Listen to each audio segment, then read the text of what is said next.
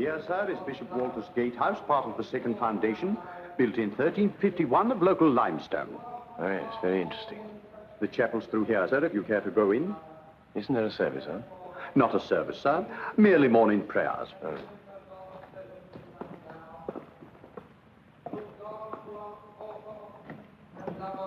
Mr. Gilbert, a new master for next term. Looking round.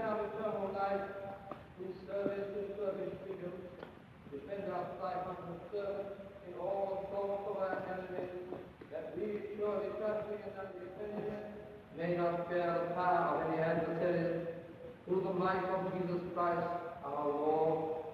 Amen.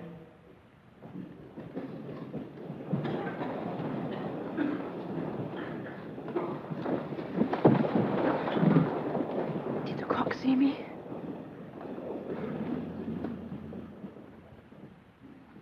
Don't think so. I have one or two announcements to make regarding the program for tomorrow. The headmaster.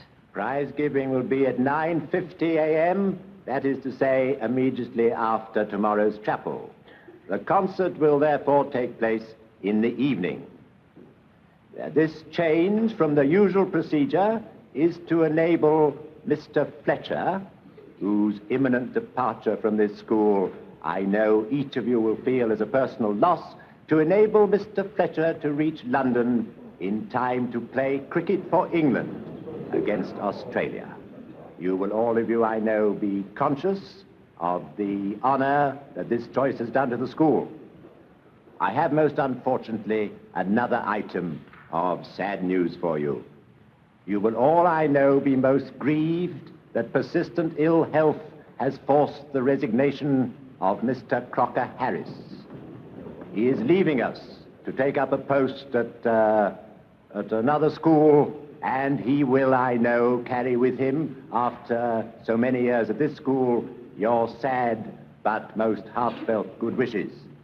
So, of course, will his wife, who has endeared herself so much to all of us. During the hymn, the usual end-of-term collection will be made on behalf of the school mission. Hymn number 577. Lord, dismiss us with thy blessing.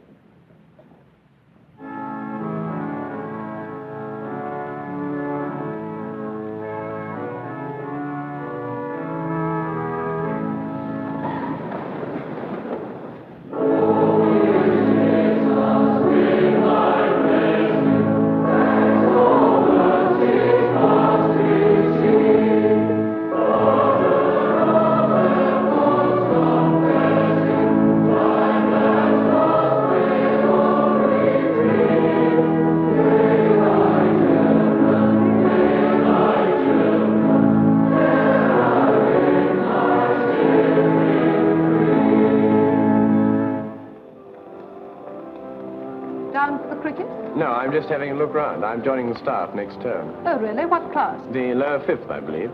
Oh. I suppose I'm really rather lucky. I mean to have got to a comparatively higher class straight off. My husband got it straight off, too, and he stayed with it for 18 years. You just want me to blow myself up, that's all. Hello, Frank. Good morning. Oh, please do, sir. Wants me to experiment and disintegrate myself to make a Roman holiday. Well, I'll think about it. Go on, cut along. Can you come along for a drink about 12 this morning? Oh, I don't know. That's a bit difficult. You could manage a minute, surely. Well, I'll try. Ah, Mrs. Crocker-Harris, I hope you'll forgive me if I compliment you upon the regularity of your attendance to morning prayers. Very good of you, Headmaster. I always feel it makes a good start to the day. But today of all days, when you've got so much to get through, most commendable. By the way, how is your poor husband? Bearing up, I hope. Yes, thank you, bearing up. A sad blow it is, a sad blow. By the way, what have you done with our new master? I saw you sitting next to him in chapel. He's over there. So he is. Perhaps you'll forgive me. Come along, Hunter. You must meet him.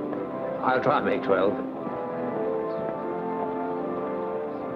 These are what we call the West Cloisters. Most of our classrooms are in this part of the building. And this, unless my ears deceive me, is the Science Upper Fifth, where Hunter manufactures the nauseous odors of his perverted branch of learning. How much more perverted, sir, than, say, certain passages of the Greek anthology?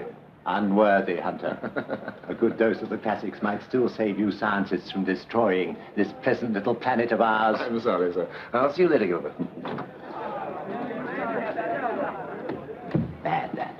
What was that, sir? A noise in his classroom. Oh. A good chap hunter in many ways, but no sense of discipline. And, of course, like all scientists, a trifle narrow-minded. Now, this will be your classroom, Gilbert, the lower fifth. Come in.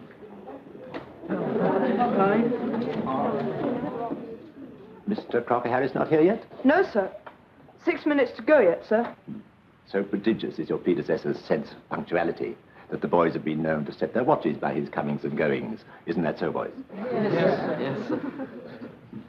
Well, Fortescue, and how's your dear mother? Very well, thank you, sir. My name's Wilson, sir. Quite, but your mother's well just the same. Yes, sir. Splendid. Now, boys, this is your new master, Mr. Gilbert. I trust that those of you who remain in this class next term will be as well behaved with him as I know you've been with Mr. Crocker-Harris. Well, now, you might like to sit in during this period and watch your future pupils in action. Hmm? Yeah, yes, sir. Crocker-Harris won't mind, I'm sure. If I see him, I'll warn him. Thank you, sir. Now, boys, pay no attention whatever to Mr. Gilbert. He can't very well report your misdoings to me till next term, remember. Anyway, it'll be a change from the Croc. Yes, he doesn't look too bad.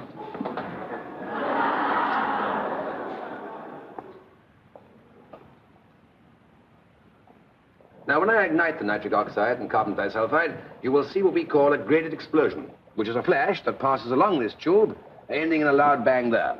Now, stand back. This should be pretty good.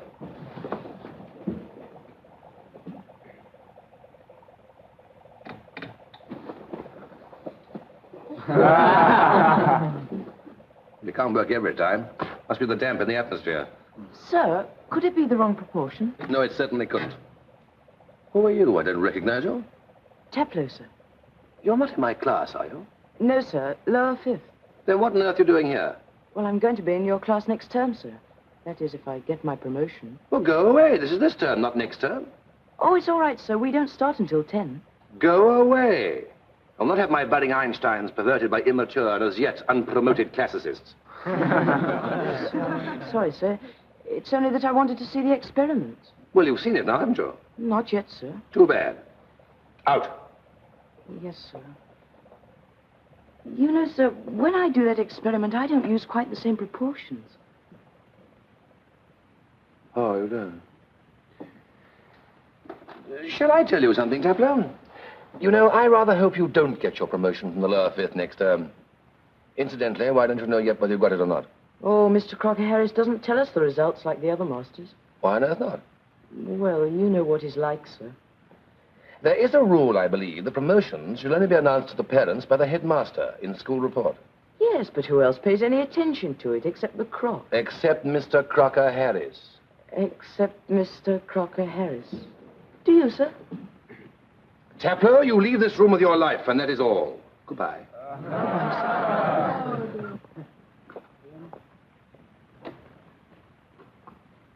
And now, gentlemen, despite the interruption by the small boy, we shall continue with the experiment using precisely the same proportions as I used before. He'll recover in the holidays, and he'll be back again next term, sure as fate. They'll give him penicillin. I wonder what's the matter with him. Stomach ulcers? Heart. How do you know? Well, I go to his home for extra work. I've seen the medicines. Well, what's so funny? Well, the idea of the Croc having a heart at all. I see what you mean. I say, do you think he's dying? Heart trouble is nearly always fatal, isn't it? I mean, in plays and films, people are always saying, the old tigger's a bit icky, you know. They always die in the end. I say, supposing he dies in the class, right in front of us. You sadistic little brute. What sadistic? Well, the Croc is. I don't agree. He's not like Makepeace or Sanders. They get a kick out of twisting ears, etc. I don't think the Croc gets a kick out of anything. In fact, I don't think he has any feelings at all. He's just dead, that's all. That is a physiological and psychological impossibility. All right, then the Croc's different. He can't hate people and he can't like people. And what's more, he doesn't like people to like him. Well, he doesn't have to worry much about that. Oh, I don't know. If he'd give me the chance, I think I'd quite like him. What? Well, I'd feel sorry for him, which is more or less the same thing, isn't it? Sorry? Sorry for the Croc?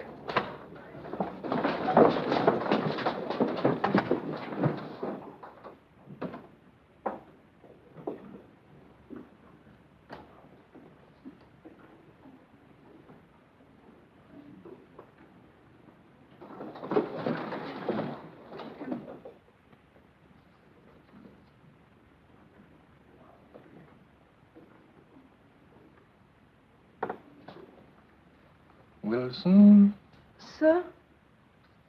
you were late for chapel this morning. I have therefore submitted your name as an absentee. I wasn't really late, sir. Only a few seconds, sir.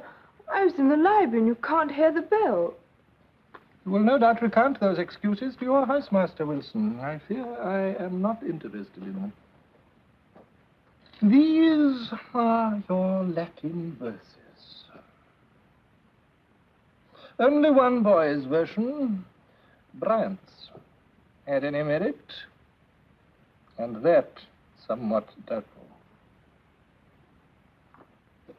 The rest were mainly abominable. One boy, Mason, produced the most melancholy dissonance that I have experienced in all my 18 years with this class. It seems to me that the best way of employing the period would be for you all to attempt the verses again. The passage for translation, if you remember,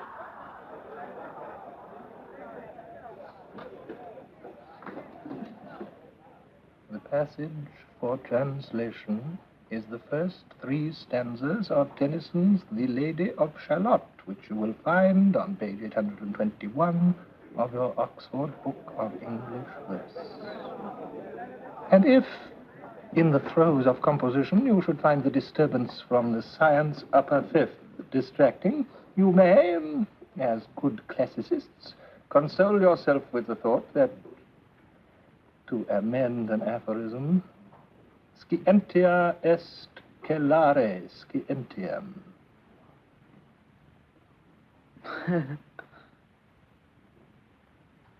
Tableau? Sir?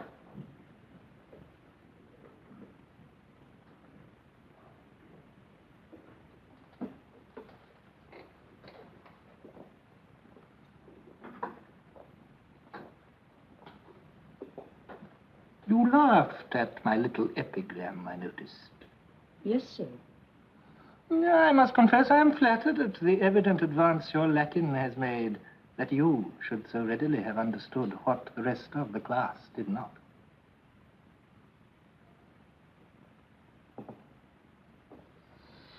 Perhaps now you will be good enough to explain it to them so that they too may share your pleasure. Come along, Taplow. Do not be so selfish as to keep a good joke to yourself. Tell the others.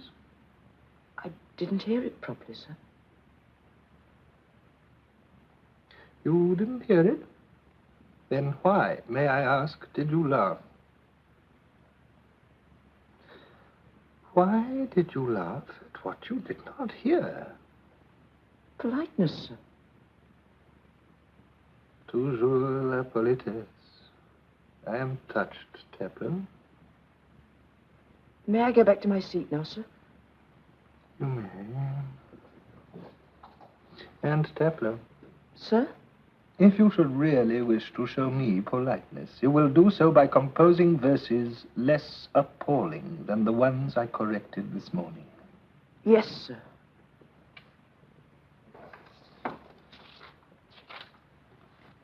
Sorry for him now.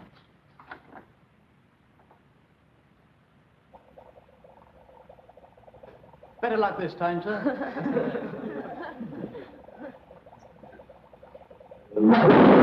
There you are. I told you to work this time. Shut up and get me sacked.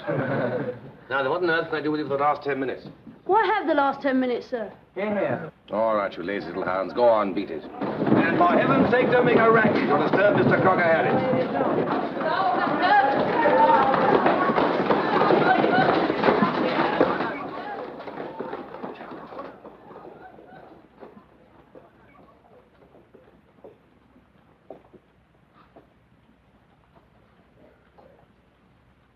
It lacks 9.5 minutes of 11, Wilson. If you are worried that you will not manage to complete your exercise in the time remaining, I am perfectly prepared to wait until you do. Yes, sir, but it'll be all right, thank you, sir.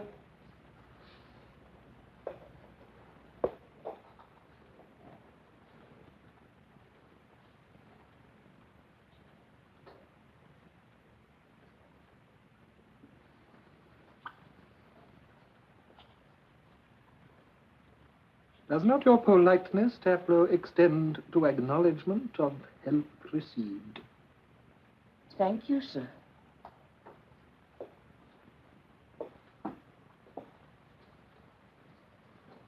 This must be very dull for you. On the contrary, sir. Extremely informative.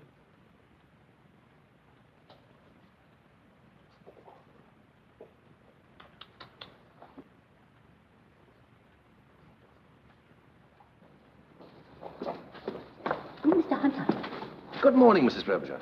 will you dine with us tonight?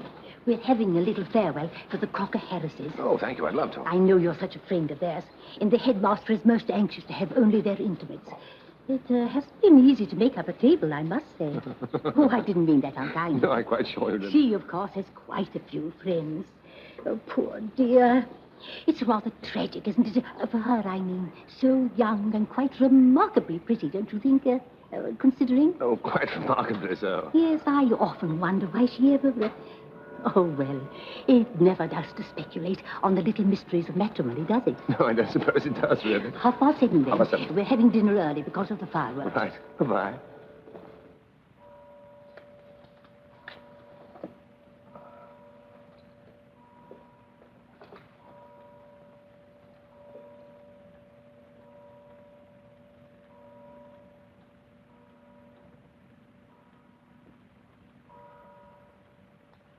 Very well. You may leave.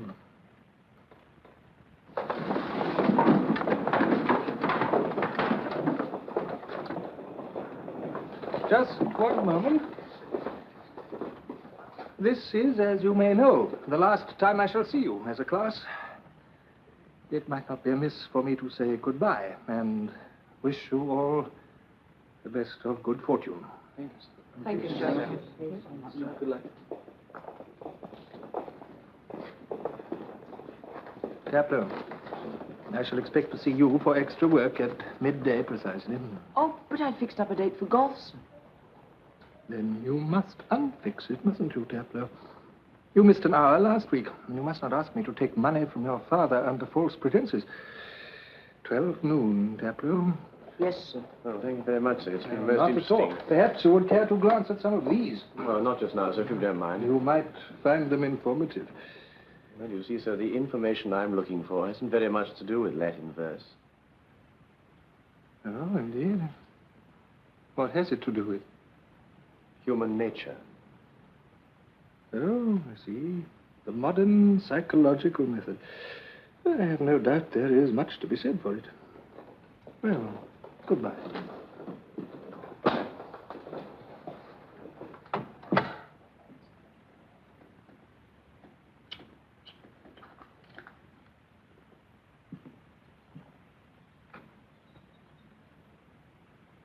Slow back and stiff left arm.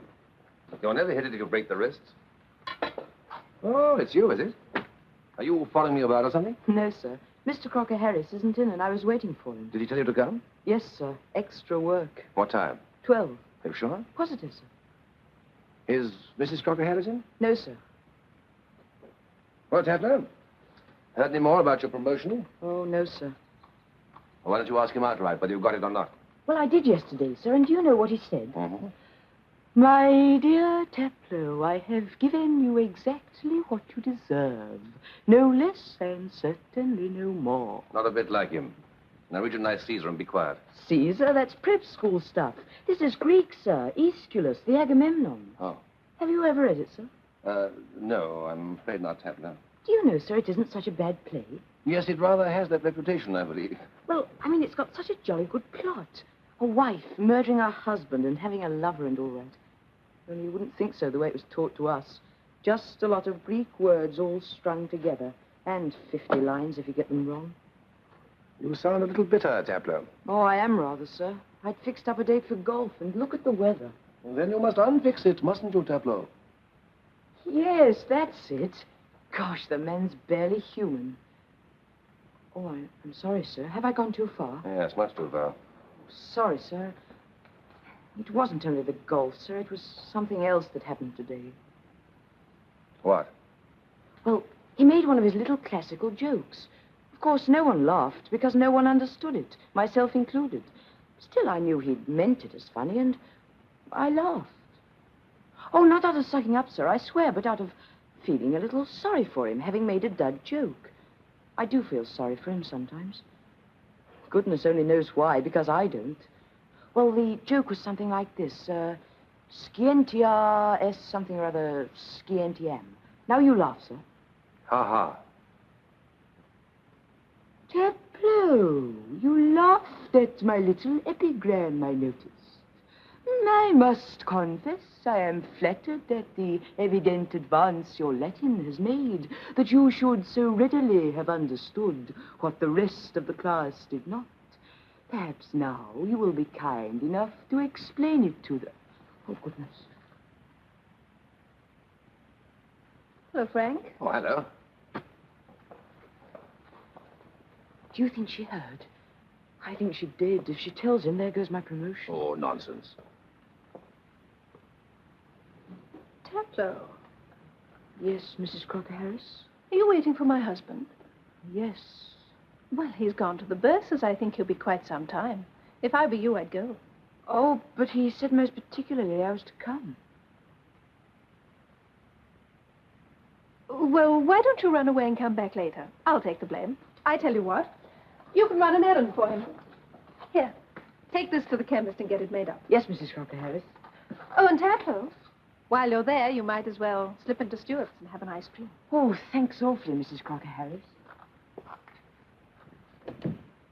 Thank you for coming. I didn't know Andrew had made a date. He said he'd be out until lunch. Oh, I see. Can you come back for a cocktail this evening? Yes, I'd love to if I may. If you may. Give me a cigarette. You haven't given it away yet, I see. Do you think I might? Frankly, yes. Luckily, it's a man's case. I don't suppose any of your girlfriends would want it. Oh, don't be silly. But you know I haven't seen you for over a week. What have you been doing? Well, I really have been just awfully busy. Besides, I'm going to stay with you in Bradford. It's not for over a month. Andrew doesn't start his new job until September the 1st. That's one of the things I had to tell you. Oh, I had expected to be in Devonshire in September. Who with? My family. Well, surely you can go earlier. Can't you go in August? Well, it will be difficult. Then you'll have to come to me in August. But Andrew will be there. Yes. That's right. Burn the house down. I think I can manage September. Well, that would be better from every point of view.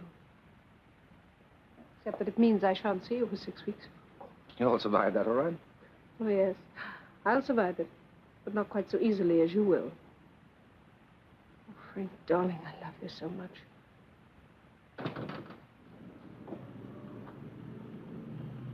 I shall be seeing you both at dinner tonight. Mrs. Frobisher was kind enough to ask me. Oh, good. I'm so glad. Ah, Hunter, how are you?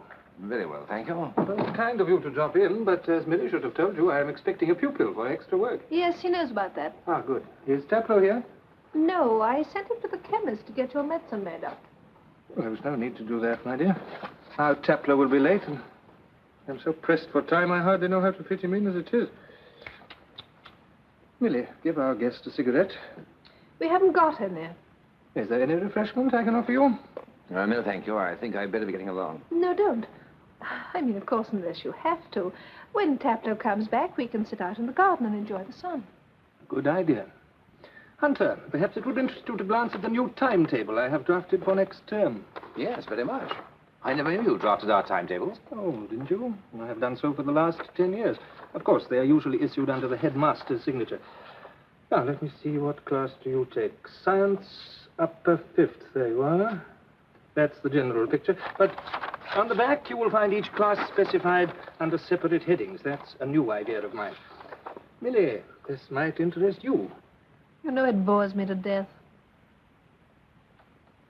Millie has no head for this sort of work. Now, there you are. Here, you can follow your class throughout every day of the week. I must say, I think this is a really wonderful job.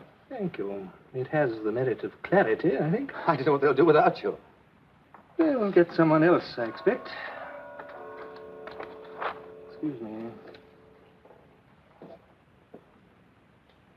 What sort of a place is this you're going to? A school for backward boys, run by an old Oxford contemporary of mine. The work will not be as arduous as here, and the doctor seems to think that I can undertake it without danger. It's the most rotten bad luck for you. I'm awfully sorry. My dear Hunter, there's nothing whatever to be sorry for. I am looking forward to the change. Ah, Taplow, good. You have been running, I see. Yes, sir. There was a queue at the chemist's, I suppose. Yes, sir. And doubtless an even longer one at Stewart's. Yes, sir. Or rather... You were late yourself, Andrew. Exactly, and for that I apologize, Taplow. However, nothing has been lost. We still have a clear hour before lunch. Hunter, Taplow is desirous of obtaining his promotion from my class, or rather what was my class, so that he may spend the rest of his career happily splitting atoms in your science upper fifth. And has he? Has he what? Obtained his promotion. He has obtained exactly what he deserves. No less and certainly no more. I see. Time waits, Taplow, and so do I. The Agamemnon, line 1372. Begin. He should never have become a schoolmaster. Why did he? Andrew? It was his vocation, he said. He was sure he'd make a big success of it, especially when he got the lower fifth his first term. Like that young fellow in chapel. How did you meet him in the first place? I've often wondered. It was up at Windermere. I was staying with my uncle, Sir William Bartop. Andrew was on a walking tour. A walking tour? Well, he wasn't always the crock, you know. He was quite good-looking in those days, believe it or not. Had a bit of gumption then, too. At least I thought he had. Ah, yes. He was sure he'd end up headmaster of Eton with a knighthood and all that to follow. Well, I can't help feeling sorry for him. He's not sorry for himself, so why should you be? It's me you should be sorry for. I am. And show me.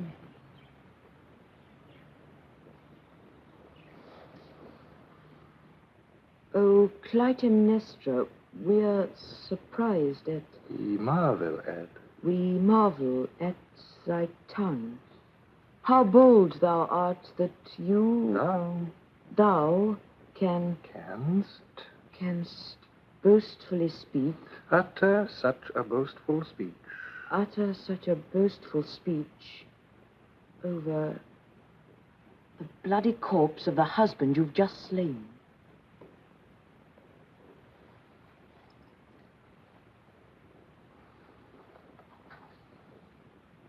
Taplow, I presume you are using a different text from mine.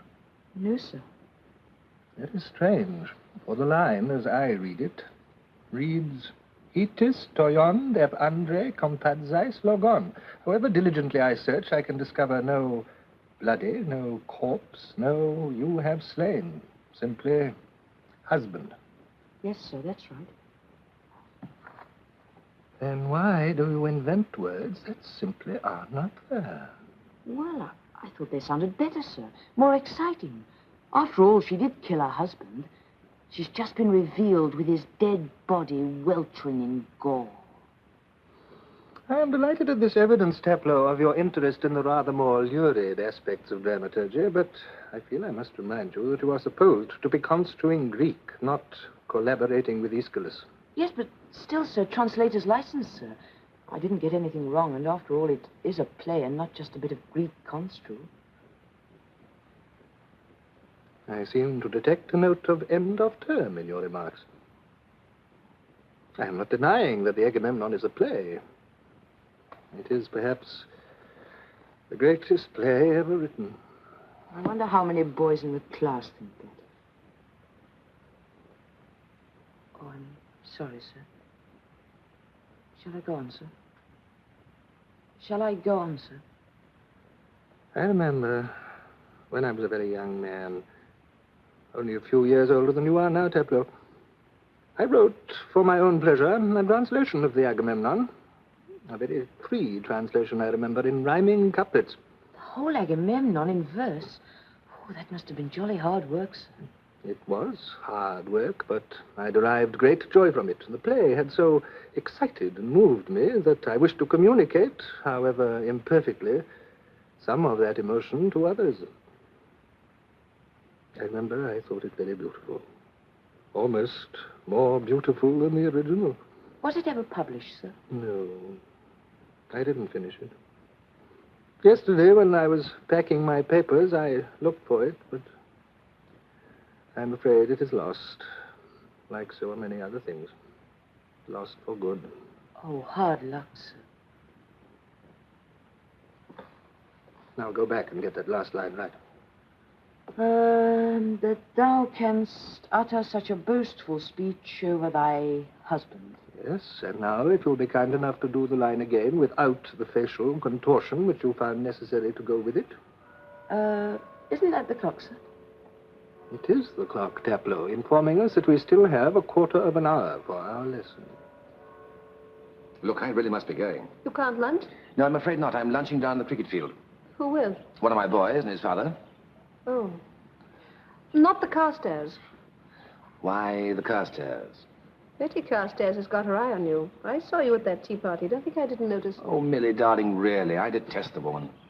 And what were you doing on Saturday in her box at the concert? Carstairs was kind enough to invite me. I went because it was a good place to hear from. Yes, I'm sure it was. Much better than the Circle. The Circle? Oh. It's all right, my dear. As it happens, we gave the seat away. I'm terribly sorry. Don't bother to apologize. We couldn't afford a box, you see. It wasn't that. You know it wasn't. It was just that... Well, I clean forgot. Funny you didn't forget the Carstairs invitation. Millie, don't be a fool. Frank, have you never been in love? I know you're not in love with me, but haven't you ever been in love with anyone? Don't you realize the torture you inflict on someone who loves you when you do a thing like that? I told you I'm sorry. What more can I say? Why not the truth? The truth is I clean forgot. The truth is you had something better to do. Why not say it? Well, believe it if you like. Happens to be a lie, but believe it all the same. Only for heaven's sake, stop this. For heaven's sake, show me some pity. Do you think it's any pleasanter for me to believe you cut me because you forgot? Do you think that doesn't hurt either? Oh, I meant to be so brave and not mention the concert. Why did I? You'd better go, Frank. You'll be late for your lunch. Yes, I'd better go. Frank, I'll come down to the cricket this afternoon. Any chance of seeing you? I'll be sitting with the Flagstaff. With your lunch people? No, I'll ditch them. What poison, O woman, hast thou found? Frank is just going. Such a Oh, please don't get up. I didn't mean to disturb you. We shall see you again, I trust, before Millie and I depart from your life forever. Oh, yes, I'm coming in for a drink this evening. Splendid. We expected you at the concert, Hunter. Oh, I'm most terribly sorry. He clean forgot, Andrew. Indeed. Not everyone is blessed with your superhuman memory, you see. I really can't apologize enough. Oh, please, don't bother to mention it. We managed to sell the seat to a certain Dr. Lambert, who seemed a passably agreeable person. You liked him, didn't you, Millie? Yes, very much. I thought him quite charming. A charming old gentleman.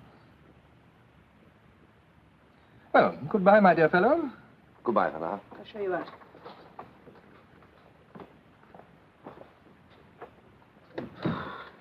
Very well, Taplow. If you leave now, you will be in plenty of time for your lunch. Oh, thank you, sir. May I go out through the garden, sir? That is surely not the quickest way to your house.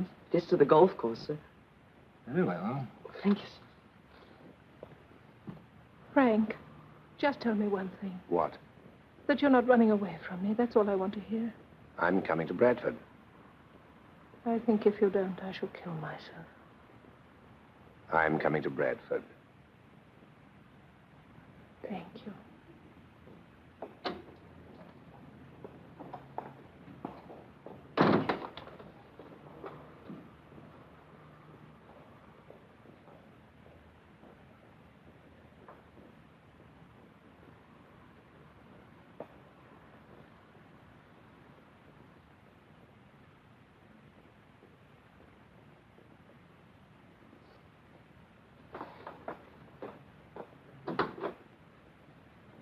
It's on the table. It's only cold.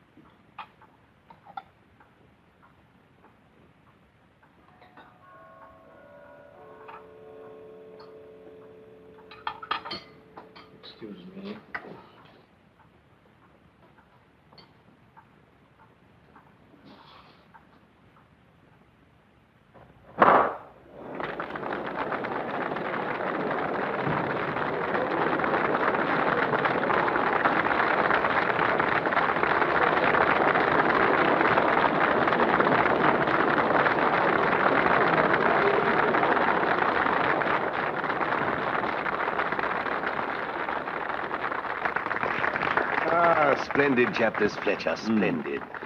What a loss. Indeed. You know, Headmaster, I really can't quite understand why you let him go. I need hardly tell you, General, that to persuade him to stay, I tried every ruse in my repertoire. Well, that's pretty extensive, I grant. Thank you, General, but alas, to no avail. This post he's going to in the city is an extremely lucrative one. There's Crocker-Harris. Ah, yes. Go on, Head, you better get it over.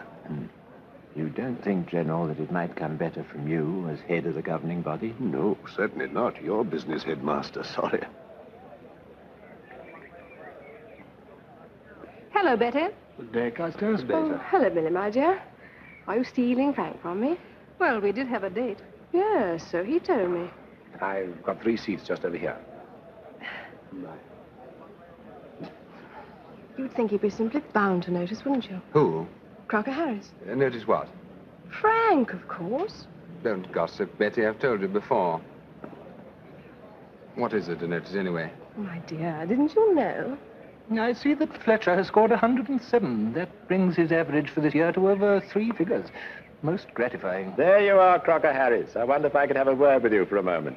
Certainly, Headmaster. We might go for a little stroll round the grounds, perhaps, if that Right. suits you. Would you excuse us, dear lady? Why, of course, Headmaster. Thank you.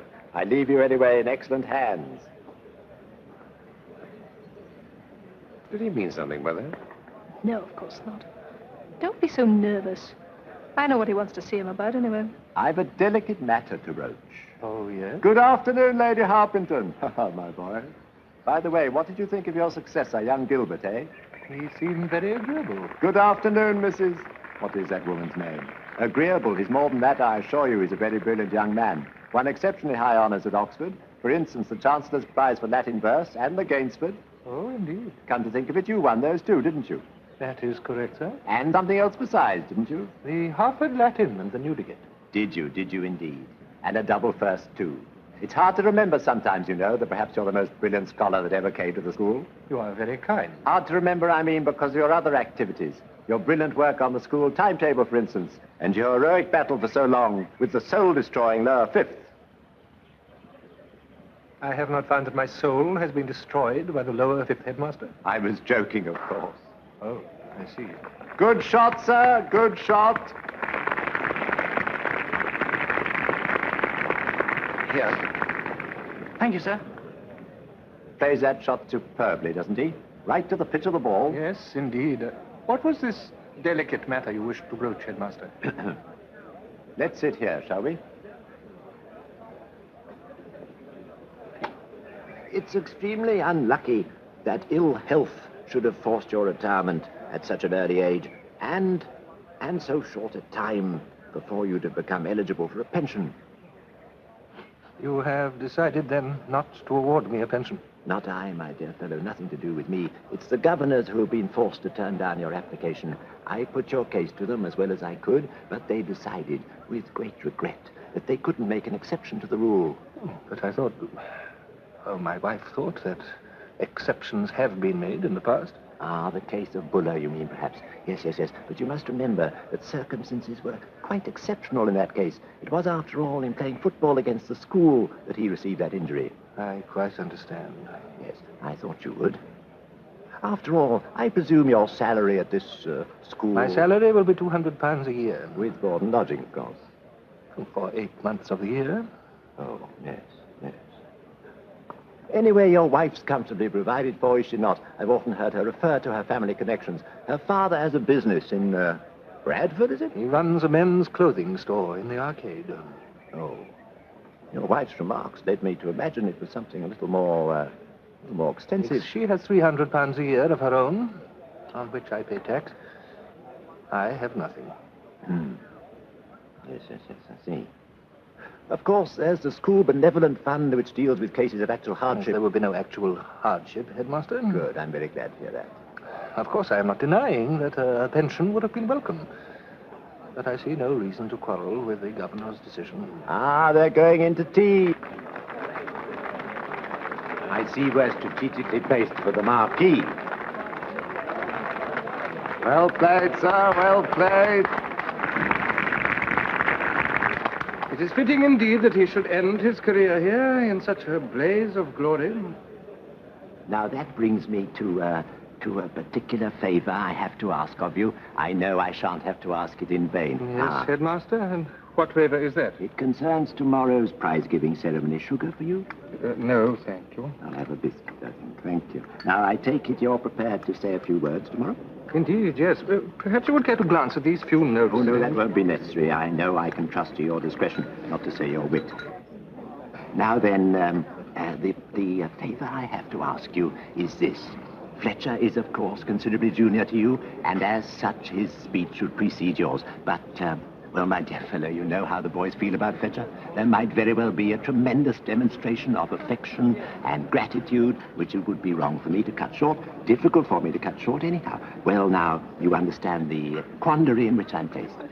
Perfectly. You wish to refer to me and for me to make my speech before you come to Fletcher. I feel wretched about asking you to do this, my dear fellow, but believe me, it's more for your sake than for mine or Fletcher's that I do. You see, a climax is what one must try to work up to on these occasions. Naturally, Headmaster. I should not wish to provide an anti-climax. Ah, your wife and her escort. How do you do? Mrs. Crocker-Harris, may I say what a delightful hat that is. Oh, thank you, Headmaster. I'm glad you like it. Has anyone ever told you what a charming wife you have? Many people, sir, but then I hardly need to be told. Excuse me. Oh, would you mind? Ah, strawberries. Now then, Mrs. Crocker-Harris. Strawberries for you, eh? Oh, no, thank you, Headmaster. No? What about you, Crocker-Harris? He's not allowed them. Poor Andrew. We have to be very careful of his diet, don't we, dear? Yes. You did remember to take your medicine before we came out, didn't you? Yes, I did. Lucky invalid to have such an attractive nurse. Oh, I don't know about all these compliments, Headmaster. I don't believe you mean a word. Headmaster? Indeed I do. Yes, certainly. Would you excuse me a minute? You're coming to dinner tonight, aren't you? Oh, yes, we're looking forward to it. See you tonight, then. And you, Crocker-Harris. And thank you very much indeed. Till tonight. Well, do we get it? Do we get what? Pension, of course. Do we get it? No. Why not? It's against the rules. Buller got it, didn't he? Buller got it. What's the idea of giving it to other people and not to us? The circumstances in the case of Buller were exceptional. It was while playing football against the school that he received that injury. What did you say? Just stood there and made some joke in Latin, I suppose. There was very little I could say, in Latin or any other language. Oh, wasn't there? I'd have said it. I wouldn't have just stood there twiddling my thumbs and taking it from that old phony of a headmaster. But then, of course, I'm not a man. That's the Croc over there with his wife. Oh, yes. I can't say I altogether like the look of it. Perhaps for once you're not exaggerating, Michael. Oh, I'm not. He's an absolute swine. Sorry. She looks quite different, though. Poor dear. What do they expect you to do? Live on my money, I suppose. We are causing attention. I don't care. Let everyone know. Live on my money. Is that what they expect? There has never been any question of that. I shall be perfectly able to support myself. Yourself? Doesn't the marriage service say something about a husband supporting a wife? Well, doesn't it? You ought to know. Yes, it does. And how do you expect to do that on 200 a year?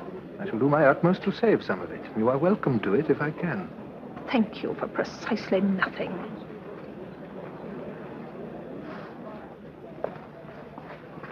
What else did the old fool have to say? Ah, they're coming out. What else did the old fool have to say? The headmaster? He asked me to make my speech tomorrow before instead of after Fletcher. Oh, yes. Yes, I knew he was going to ask you that. You knew? Yes, he asked my advice about it last week. I told him to go ahead. I knew you wouldn't care, and as there isn't a Mrs. Fletcher to make me look a fool, I didn't give two hoots. Where are you off to? I'm going to my classroom to collect some papers.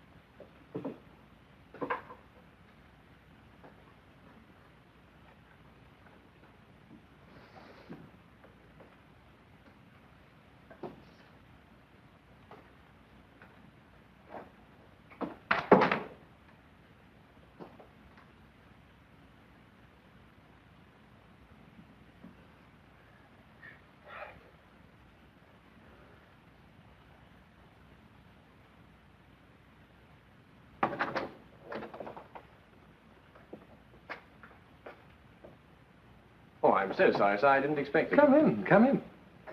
This is, after all, your classroom now, not mine. Perhaps you will forgive me if I clear out some old papers from your desk. Yes, of course. Please do. I just came to have another look around. Didn't think anyone would be here. I shan't be long, I promise you. Oh, please don't hurry, sir. The truth is, I suddenly got the most awful attack of jitters this afternoon. Jitters? Nerves, sir. Oh.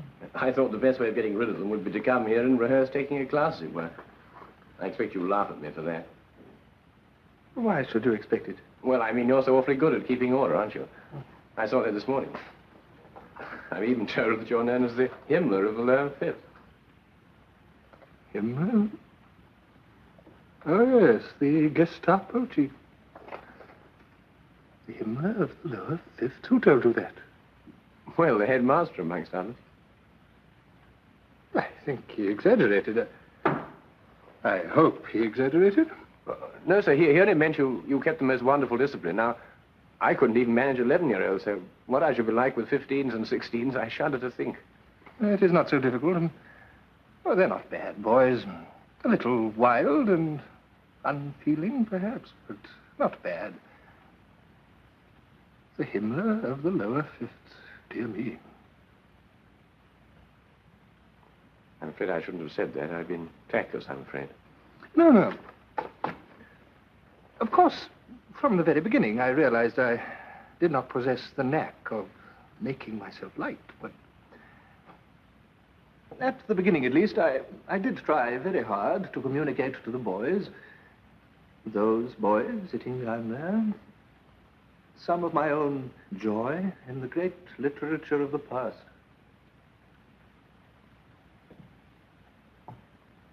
Of course, I failed, as you will fail, 999 times out of 1,000. But a single success can atone, and more than atone, for all the failures in the world. And sometimes, very rarely it is true, but sometimes I had that success. That, of course, was in the early years. And then, too, in those early years, the boys used sometimes even to laugh at me. Not with me, of course, never with me, for I have so little sense of humor, but at me, at my little mannerisms and tricks of speech. And that made me very happy. And I remember I used to encourage the boys' laughter by rather overdoing those little mannerisms and tricks of speech for their benefit. Perhaps they didn't like me as a man, but at least they found me funny as a character. And you can teach far more things by laughter than by earnestness. So, you see, for a time at least, I had quite a success as a schoolmaster. I fear this is all very personal and embarrassing for you. You need have no fears about the lower fifths. I'm afraid I said something just now that hurt you very much.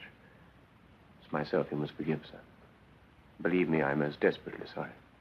There's no need. I should have known for myself.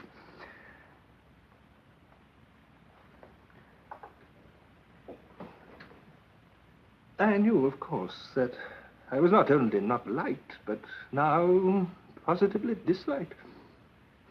I'd realized, too, that the boys, for many long years now, had ceased to laugh at me. I don't know why they no longer found me a joke. Perhaps it was my illness. No. I don't think it was that. Something deeper than that. Not a sickness of the body, but a sickness of the soul. At all events, it didn't take much discernment on my part to realize that I had become an utter failure as a schoolmaster. Still, stupidly enough, I had not realized that I was also feared. The Himmler of the lower fifth. I suppose that will become my epitaph.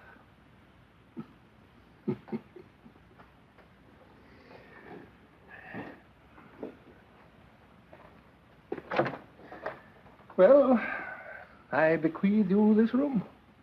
I predict that you will have great success in it. Thank you, sir. I shall do my best. You will, I know, respect the confidence I have just made you. I should hate you to think I wouldn't. I'm sorry to have embarrassed you. I really don't know what came over me. I have not been very well, you know. Well, goodbye, my dear fellow, and my best wishes. Goodbye, sir, and the very best of good luck to you, too, sir, in your future career. Oh, yes. Thank you.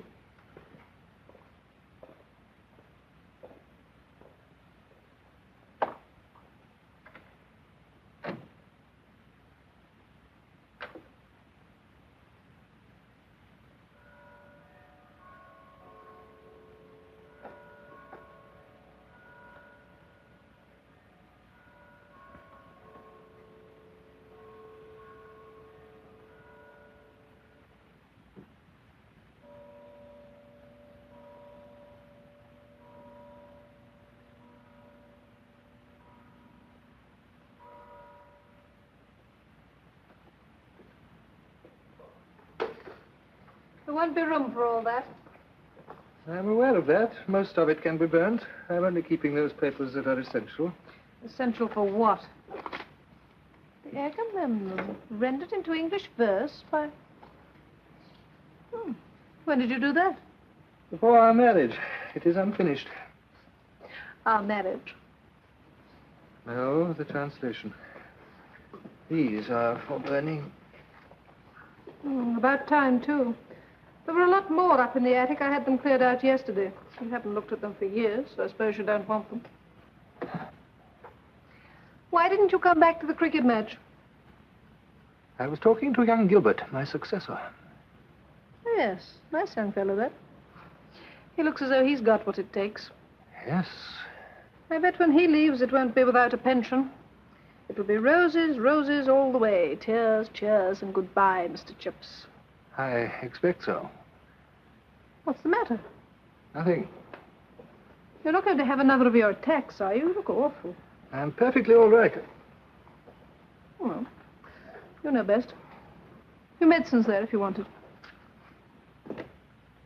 Oh, don't forget, you've got to change.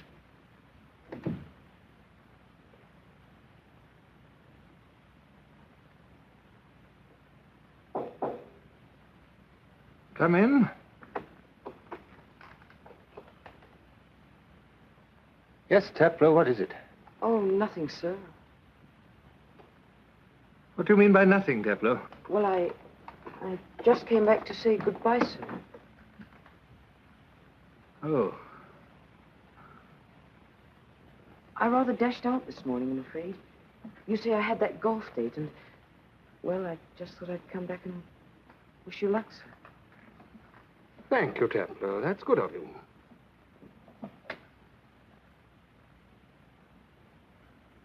Oh, you found it, sir. Thank you for coming round, Taplow.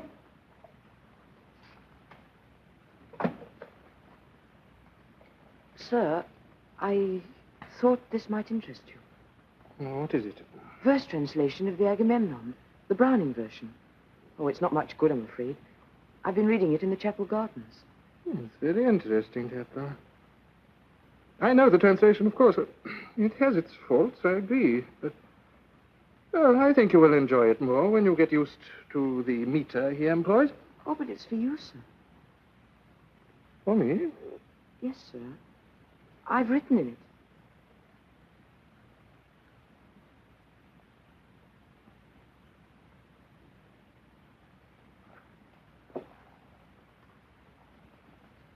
Did you buy this, Taplow? Yes, sir. It was only second-hand. You shouldn't spend your pocket money in this way. Oh, that's all right, sir. It wasn't very much. Oh, the price isn't still inside, is it? No. Just what you have written, nothing else. What's the matter, sir? Did I get the accent wrong? No, the aries promenon is perfectly correct.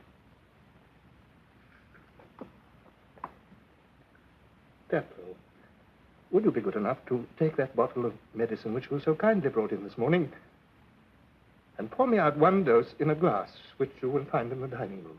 Yes, sir.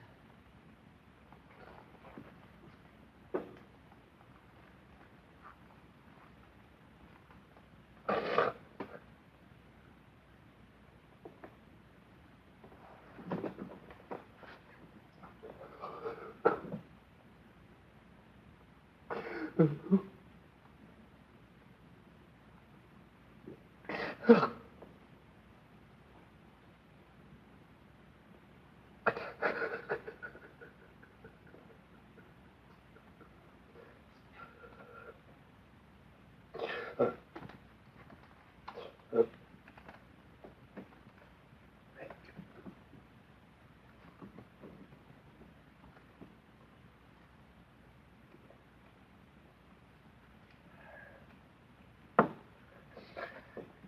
must forgive this little exhibition of weakness, Tableau. The truth is that I have been going through rather a strain lately. Oh, I quite understand, sir. Come in. Ah, Hunter. Hello. Oh, am I too early? You sure I'm not disturbing you? No, this is not a blessing. Tableau very kindly came in to say goodbye. Oh. Are you sure I'm not intruding? Oh, no. I want you to see this book that Tableau has just given me. Look, a translation of the Agamemnon by Robert Browning. Do you see the inscription he has written inside? Yes, but it's no good of me, I'm afraid. I never learned Greek. Then we must translate it for him, mustn't we, Tableau? Ton kratanta malthakos theos prosothen eumenos prosderketai. That, in a rough translation, means God from afar looks graciously upon a gentle master. I see. Very pleasant and very apt. Very pleasant. But perhaps, after all, not so very apt.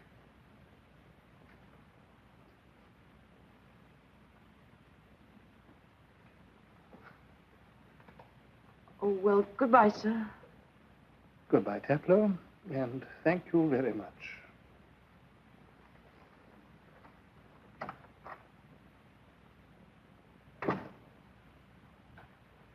Dear me, what a fool I must have made of myself in front of that boy. And in front of you, too, Hunter. I really don't know what you can think of me. Nonsense. I'm not a very emotional person, as you may know, but there was something so very unexpected and touching about his action, coming as it did so soon after. This is a very delightful thing to have, don't you think? Delightful. The quotation, of course, he didn't find entirely for himself. I happened to make some little joke about it in class the other day, but he must have remembered to have found it so readily. Perhaps he means it. I'm sure he does, or he wouldn't have written it. Well, now, let me get you a drink. A glass of sherry. Thank you. Oh, hello, Frank. Hello. Andrew, you'll be late. Your husband has just been given a very nice present. Oh, who by? Tableau. Oh, Tableau. He bought it with his own pocket money, Millie, and wrote a very charming inscription inside. God looks kindly upon a gracious master. No, not gracious. Gentle, I think. Malthakos, yes. I think gentle would be the better translation. I believe I would rather have had this present than almost anything I can think of. Let me see. The artful little beast. Millie. Why artful, Millie? Why artful, Millie? Because, my dear, I came to the room this morning to find Tableau giving an imitation of you to Frank here. Obviously, he was scared stiff, I'd tell you, and you'd ditch his promotion or something. I don't blame him for trying a few shillings worth of appeasement. I see. I think I'll have a glass of sherry, too.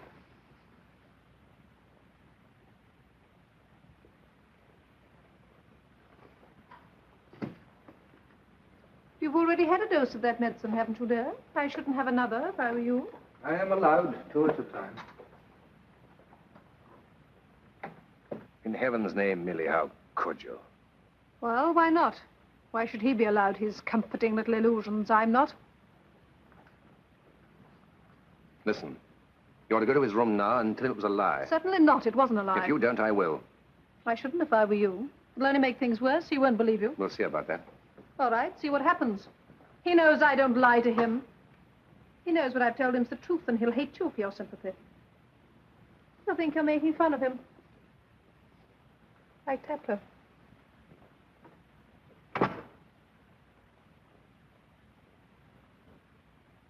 We're finished, Millie. You and I. Oh, Frank, really? I mean it, Millie. Oh, don't be silly, darling. Come and sit down and forget all about art for little boys and their 5-shilling presents and talk to me. Forget?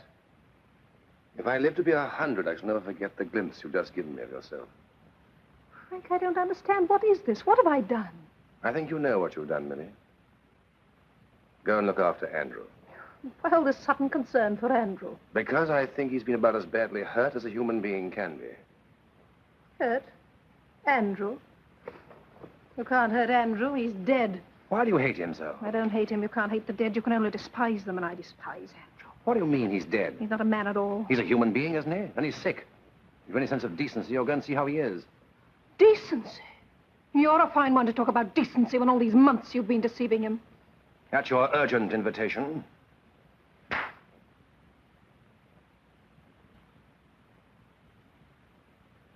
Thank you for that. I deserved it. I deserve a lot worse, too. Frank, forgive me. I didn't I mean think you it. better learn the truth, Millie. No, Frank, no. When you asked me this morning if I was running away from you, I gave you a wrong answer. But I was coming to Bradford.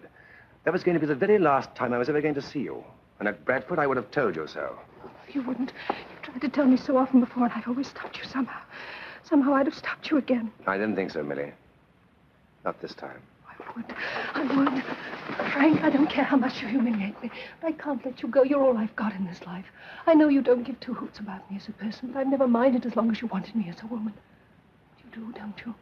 You do. It'll be all right at Bradford, you see. I'm not coming to Bradford, Millie.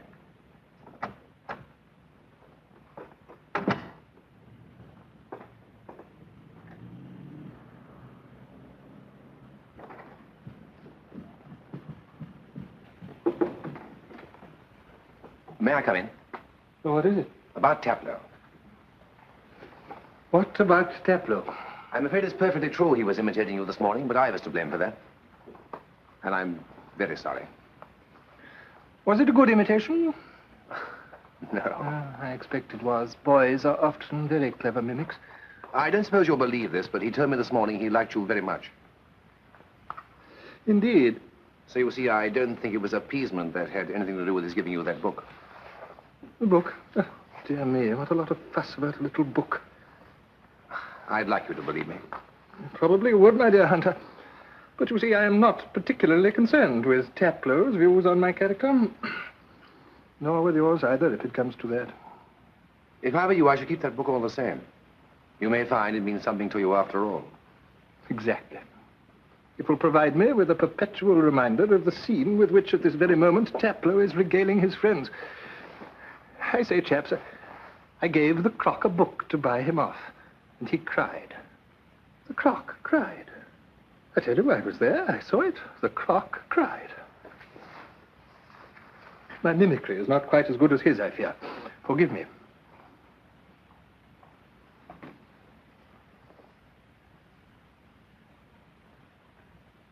As this may be the last time I shall ever have the opportunity of speaking to you alone, may I give you a piece of advice? I will be glad to listen to it. Leave your wife.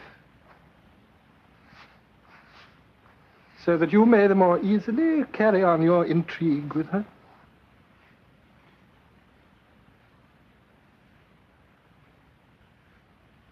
How long have you known about that? Since it began. How did you find out? By information. By whose information? By someone whose word I could scarcely discredit. Oh, no, that's too horrible to think of. Nothing is too horrible to think of, my dear Hunter. It is simply a question of facing facts. She may have told you a lie. Have you faced that fact? She never tells me a lie. In all the years that I have been married to her, she has never told me a lie. Only the truth.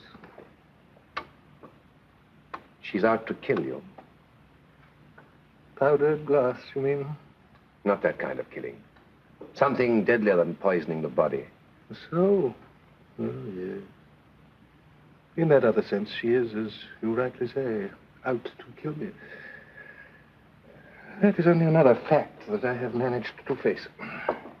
Well, indeed, I have faced the more important fact that she succeeded in her purpose long ago.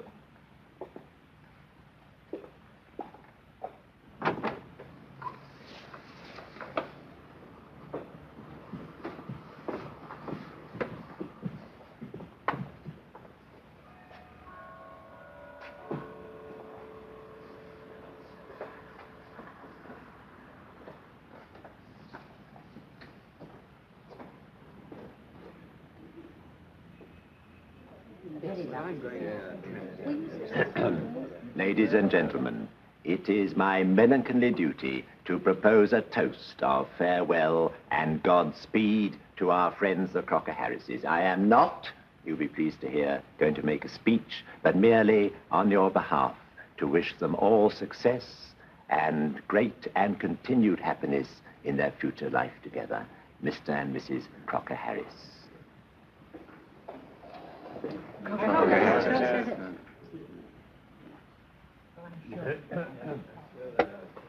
Thank you, Headmaster, so kind. Are you leaving for Bradford tomorrow, dear lady? Yes, we shall stay at a hotel near my uncle's place. That's Sir William Bartop. You may have heard of him. Indeed, the name sounds extremely familiar.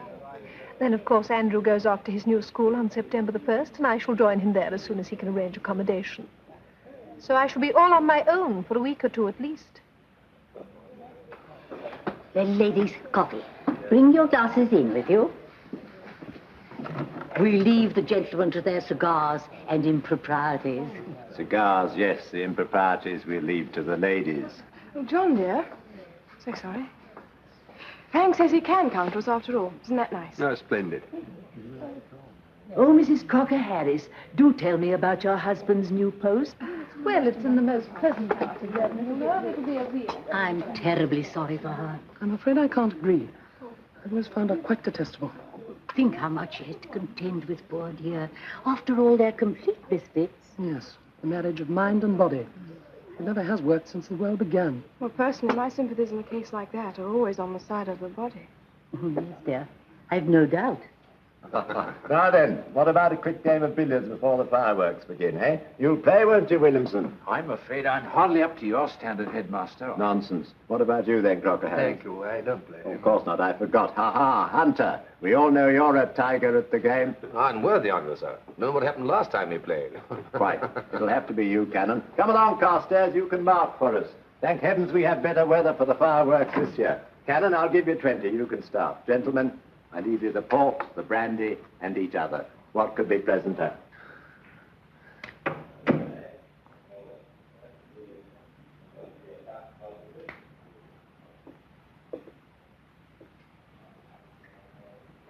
I want you to believe that I'm more ashamed of what has happened, and for the part I played in it, than I've ever been in my life before.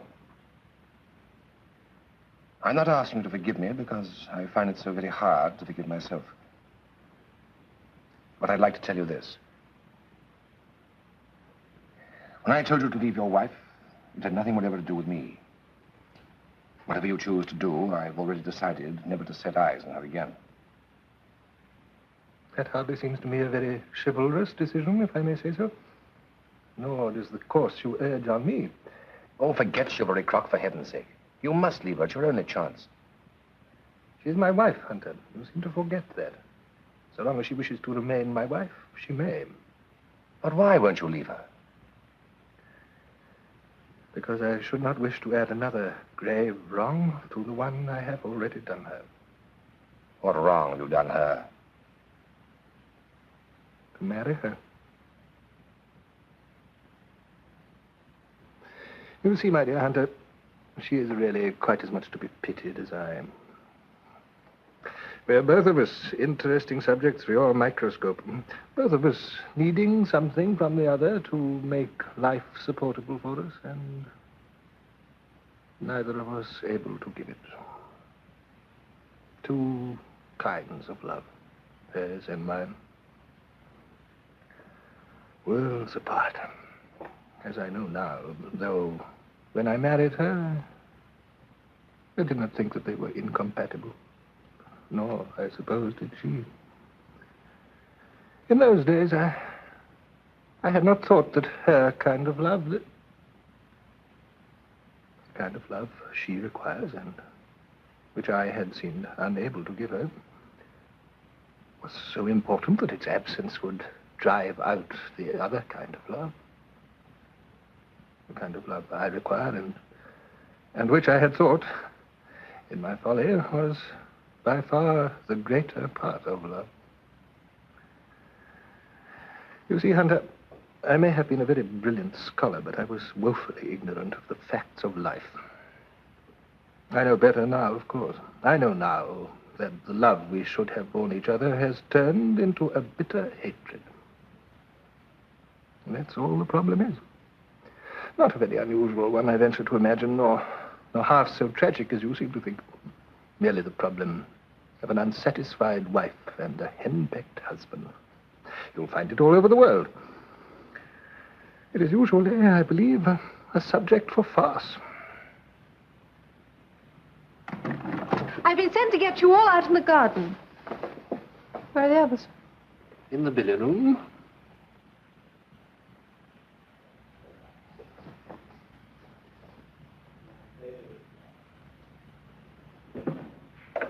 Headmaster, the fireworks are just about to start.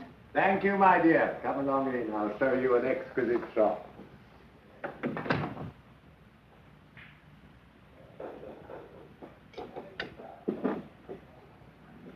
Look, don't leave when she does tomorrow. Stay here until you go to your new job. I am not interested in your advice.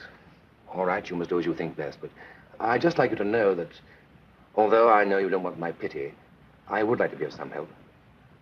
If you think by this expression of kindness, Hunter, that you will get me to repeat that shameful exhibition of emotion I made in front of Tatlow this afternoon, I can assure you, you have no chance. My hysteria over that book was no more than a sort of reflex action of the spirit, the muscular twitchings of a corpse. It cannot happen again. A corpse can be revived. I do not believe in miracles. Don't you? Funnily enough, as a scientist, I do.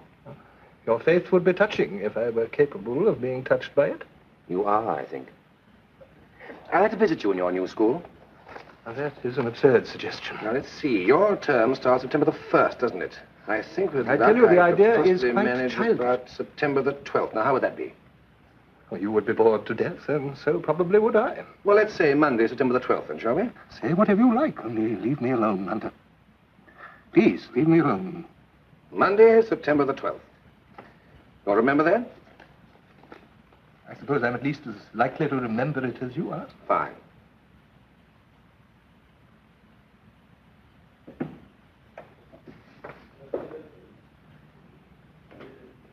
By the way, you better give me your address.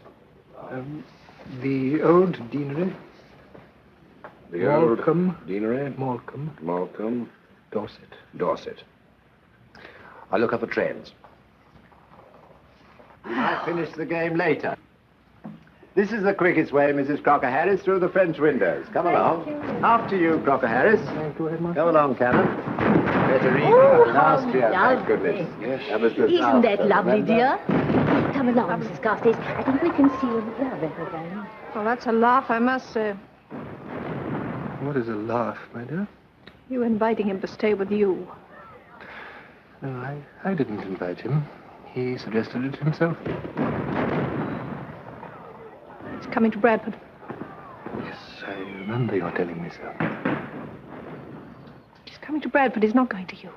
Oh, the likeliest contingency is that he's not going to either of us. He's coming to Bradford. Yes, I expect so. By the way, I am not. What? I am not going away with you tomorrow. I am going to stay here until I take up my new post. Why? And what makes you think I'll join you there? I don't. You needn't expect me. I don't think that either of us has any longer the right to expect anything further from the other.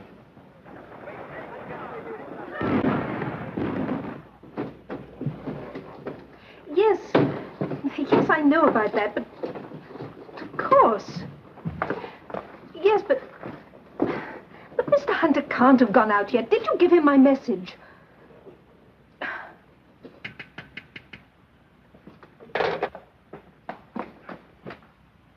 Oh. Oh, Mrs. Crocker-Harris, I'm sorry I dashed in through the garden, but Mr. Hunter was most anxious you should have this before you leave. Oh, well, goodbye, Mrs. Crocker-Harris. Goodbye, Taplow.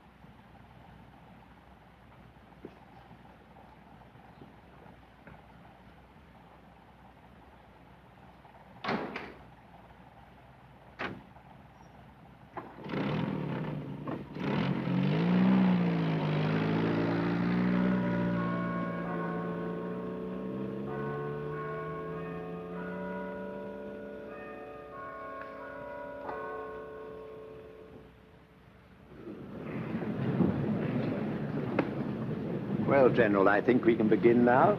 Headmaster, I must tell you that I intend to make my speech after instead of before Fletcher, as is my privilege. But, my dear chap, yesterday we agreed. Yes, Headmaster, but I now see the matter in an entirely different light. But remember, my dear fellow, what I told you about the need for working up to a climax. I do Besides remember, Fletcher. Headmaster, but you see, I am of the opinion that occasionally an anticlimax can be surprisingly effective.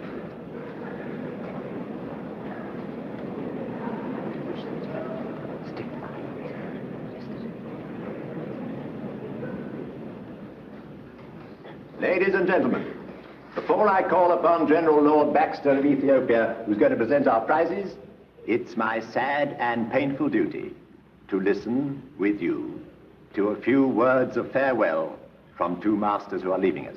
First, I'll call upon Mr. First, then, let's hear from Mr. Fletcher, shall we?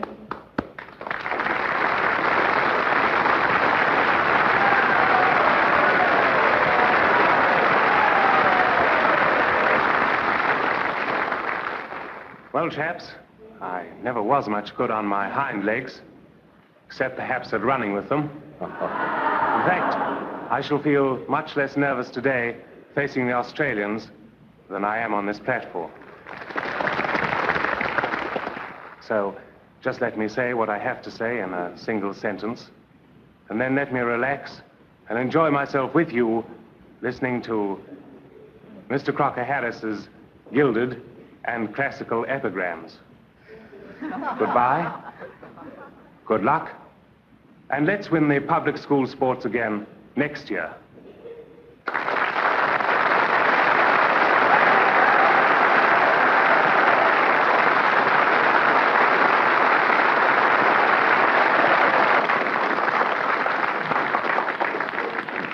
And now, Mr. Crocker-Harris.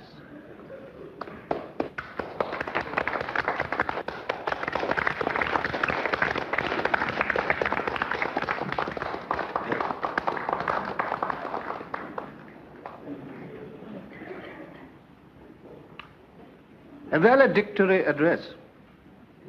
As those of you who have read your Plato's Apology will remember. Can be of inordinate length. But as I, unhappily, am not Socrates, and as I have often believed that vita longa, ars brevis, is a more suitable apothegm than the one in more general use,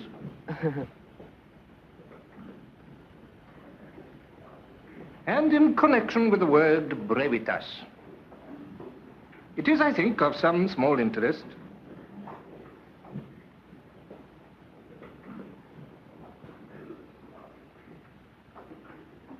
It is, I think, of some small interest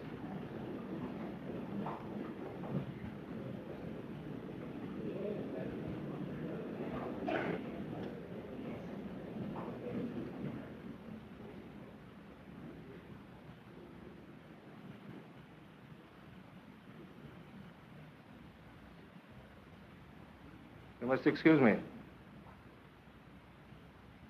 I had prepared a speech, but I find now that I have nothing to say. Or rather, I have 3 very small words, but they are most deeply felt. They are these. I am sorry. I am sorry because I have failed to give you what you had the right to demand of me as your teacher.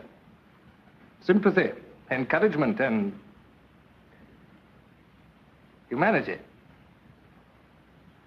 I'm sorry because I have deserved the nickname of Himmler, and because by so doing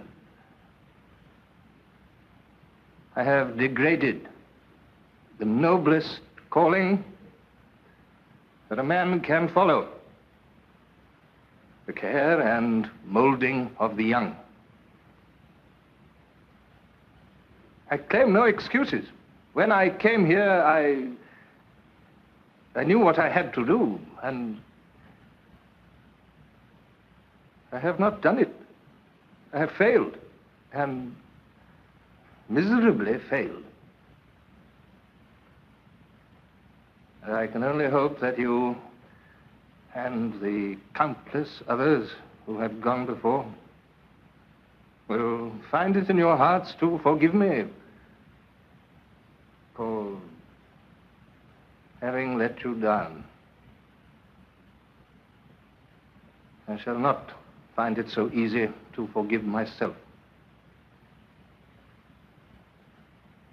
That is all. Goodbye. Do you think he meant all that?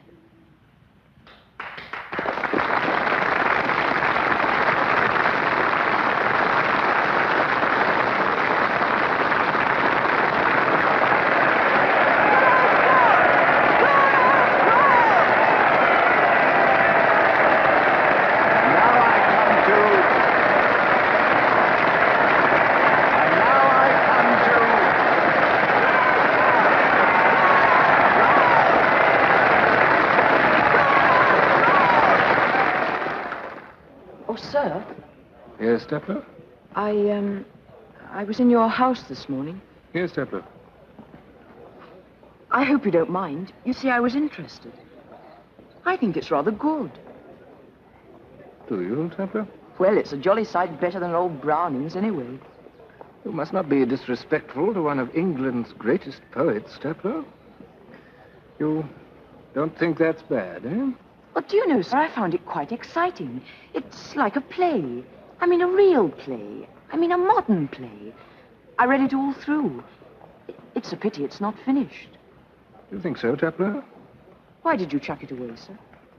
It hardly seemed worth finishing. Oh, but it is, sir. It really is. Oh, well, goodbye, sir. Oh, by the way, sir, as it's too late now to alter anything, have I got my promotion? That is a highly irregular request, Taplow. That information will be duly forwarded to your parents by the headmaster in your school report. Yes, sir. Just thought I'd ask. Well, good luck. Good luck to you, Taplow. And, Taplow. Sir? If you have any regard for me, you will refrain from blowing yourself up next term in the science upper fifth. Oh, thank you, sir. Thanks awfully.